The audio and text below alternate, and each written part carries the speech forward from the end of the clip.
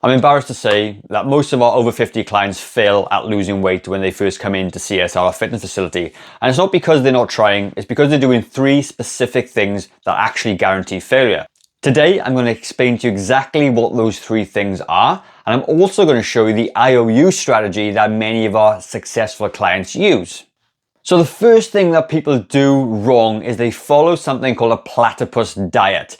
Now, if you don't know what a platypus diet is, it's a random mishmash of different dietary trends found at all 4 corners of the internet. People will follow a little bit of keto, they follow a little bit of intermittent fasting, they'll do a little bit of paleo, they'll do a little bit of vegetarian, they do a bit of low carb, and they mishmash all these different things together and they got something called a platypus diet. Now, a platypus is a random or a seemingly random mishmash of animals because it's a mammal, but it's got a beak and it can lay eggs and it's got poison and it's got a beaver tail. And when scientists found it, they were just like amazed by how weird this random thing was. And people's diets are very much like that. I mean, think of your own diet. I mean, let me know in the comments down below. Do you follow a bit of this and a bit of that? Or have you got a very structured diet? I'd love to know your thoughts. And it's like, at the end of the day, they've sort of got the bill of keto, the fur of high protein, the tail of gluten-free, and the webbed feet of intermittent fasting. And they stuck them all together and they hope this thing swings.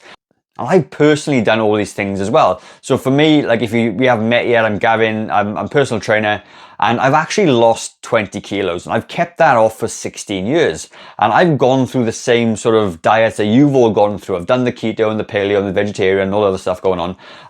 And when it came down to it, it actually comes down to the I in my IOU thing. I'm not going to spoil what that is just yet, but it's going to make a lot of sense in a minute. And once I understood the overarching principle of weight loss and what it actually means to lose body fat, then I was able to, help clients do the same thing. And the bottom line is, if you're going to pick rules from everywhere and not follow one particular path until you're successful, then you're always going to be struggling, because we have something called shiny object syndrome, which actually leads me into mistake number 2. Now, you're going to see on the screen a really interesting, okay? And when people start a weight loss trend or a thing, they come in with something called uninformed optimism. So they're really uninformed about what this thing is going to be about. And what'll happen is they'll get into it, it's exciting, they've seen the reviews and this is the next best thing I'm going to try, and then they start. And then all of a sudden they realize, God, how much work is this? Do I have to count calories, or do I have to weigh portion sizes, or do I have to cut out carbs and alcohol and all these other things, right? And then you get down to this slippery slope of informed pessimism, because you're now a little bit pessimistic, you got more information, you go, Jesus, it might actually be easier to stay overweight. And when you get into this sort of cycle, what generally happens is you get to the bottom, you go, do you know what, this is way too hard. I'm actually more comfortable being a little bit overweight and a little bit chubby, and I'm going to give up. And then what happens is, again, 6 months down the track, you find then another shiny object and you follow this simple cycle. Our clients in the U part of the IOU strategy actually stick with things, and they see these things out, and they can remain super motivated even though it's hard. Okay, so that's a massive mistake right there. So they want to be avoiding the valley of despair, and whatever sort of diet you choose, stick with it for a period of time. Really learn about it, understand why it works, why it doesn't work, and then you're going to be way more successful down the track. And the third thing that people do, they always set these unreasonable goals. And I do a goal setting session with every single person that comes into the gym. And a lot of them will say, and you may be the same, and let me know in the comments, like you want to have the body you had when you were 17, and you may be 50, 55, but you got to understand that you've been maybe through, if you're a woman anyway, you've gone through menopause, maybe you've had children, your body shape's different, you've lost muscle mass. And if you're a man, you're losing testosterone, you're not as strong as you once were. You're not going to have the body that you did in the past. And I remember when I used to be a police officer, when I was about 21, we went in and our field training officer was there, and they were giving us all a brief. They had all these like eagle-eyed cops, they're all excited to be there on the first day in the job. And a bit of an overweight older cop walks in and he says, hey guys, like, don't go running off. We're going to be on foot patrol for the next couple of weeks. Don't go running off into danger. He said, at the end of the day, us trainers, we're built for comfort and not speed these days. I never forgot that. And even, as I progressed through the police as well, I had to tell my young probationers exactly the same thing. And at the time I laughed, but he actually wasn't talking about running. What he meant was that we needed to be smart in how we tackle that offender, how we get there. And what he was saying was, it's like, you know, we could get another unit in to help out. We don't need to be running into danger all the time like we're young and a bit dumb. So as you get older, you got to apply the same thing. You don't need to be prepping for an athletic rugby team if you're in your 50s and 60s, okay? You need to move smart. You need to build strength, protect your joints, and keep yourself in the game for as long as possible. And you need a slightly different approach. And you can't be going gung-ho into this thing all the time. And oftentimes, you know, when you're on the internet, you're swamped with the top 5% of the best physiques in the world. Even if they're 50 and 60 and 70, you've got these men who are like incredibly ripped abs and they're strong, and these women who are amazing doing things, right? But the thing of it is, you've got to understand that they may have already had a fantastic background of health and fitness. A lot of them have been athletes for a long time. They've got about 30, 40, 50 years of training under their belt, and you may not have that. And six packs are not the goal. It's staying off medication. It's keeping up with your grandkids. It's waking up without pain. It's having a better quality of life for the years that you have left on this planet. So you've got to think you're built for comfort, not speed these days, all right? And you got to do things smart. So when you got goals, like by all means, have a weight loss goal. Maybe if you got 30, 40 kilos to lose, maybe start with 20. Let's just get 20 kilos off. Let's see how you feel. And you may find that 20 kilos improves your diabetes, improves your blood pressure, improves your cholesterol. You may feel good. You may have added a bit more muscle, but just stick to that goal. And it's a much easier thing to achieve than trying to aim for something really, really unrealistic.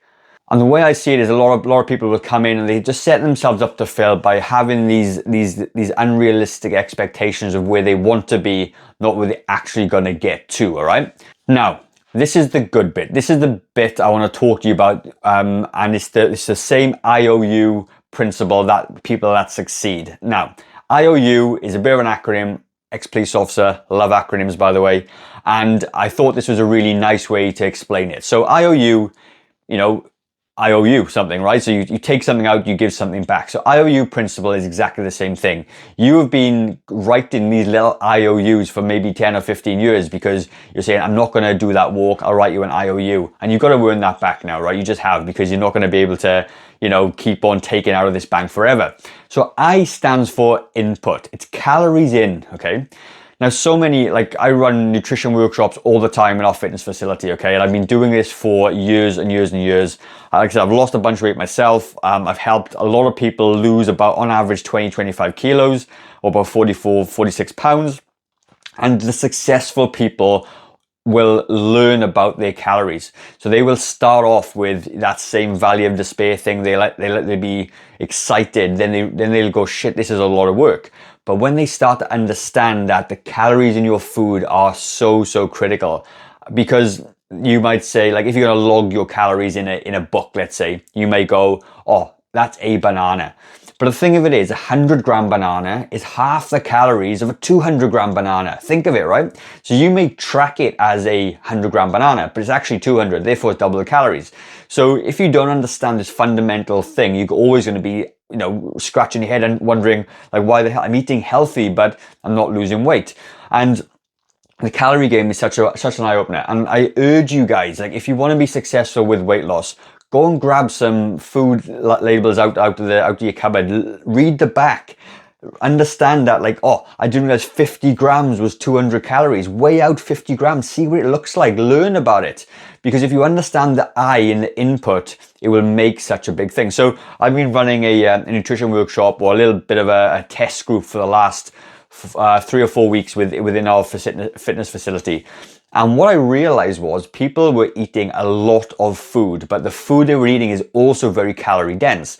So a lot of people will eat like sausages and mince and all those sorts of things, and they snack on nuts. They got this platypus diet thing going on, bit of keto, bit of this, bit of that. And what you got to understand is that fat is 9 calories per gram and carbs is 4 calories per gram, okay? So when they're eating, like, you know, the mince and the sausages and whatnot as well, like one sausage link, let's say, is about 300 calories. But sometimes my entire meal is 300 calories because it's balanced, it's got chicken and whatever else in there.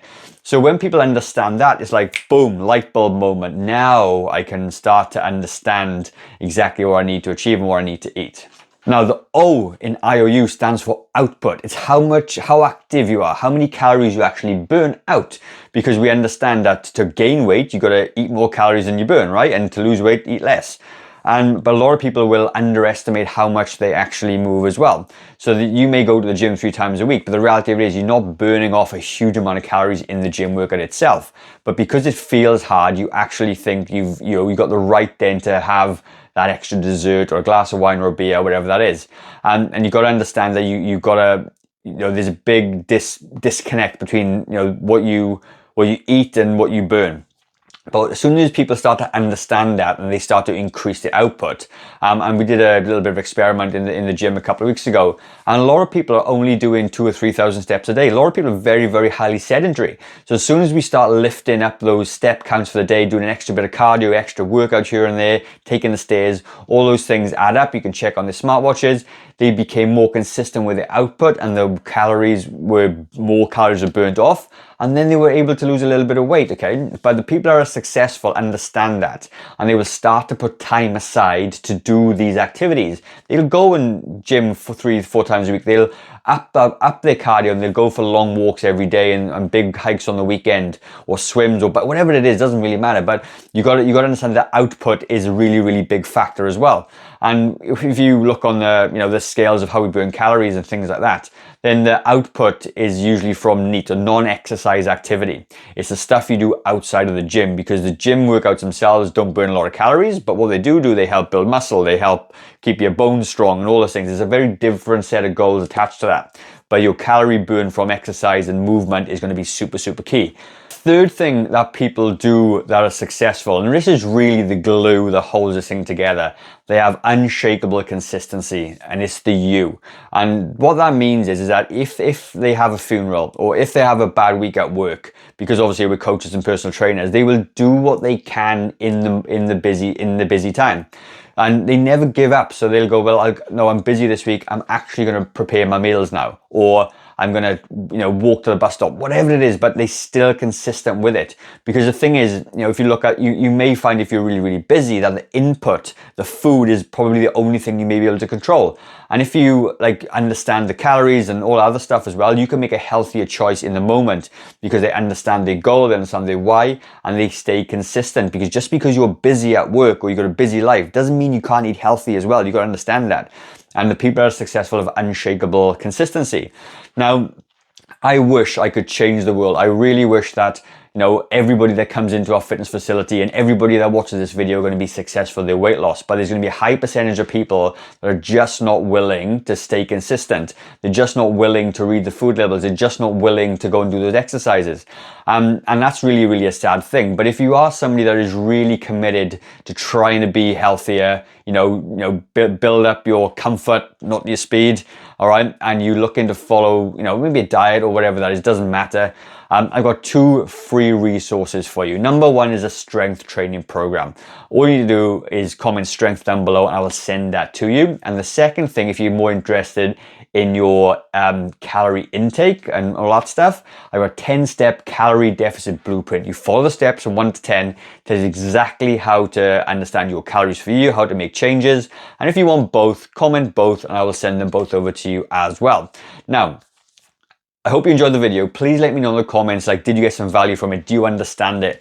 And are you going to be one of the ones that's successful or not? Is it, only you can answer that question. But I'm going to leave a video up on the top left corner about walking for weight loss, because obviously the output's a big important factor, and that video will have a 28-day walking plan that you can follow. It's going to build up that output so you can burn more calories off and, hopefully nudge the needle in the right direction. So head to that video, and I will see you there in a minute.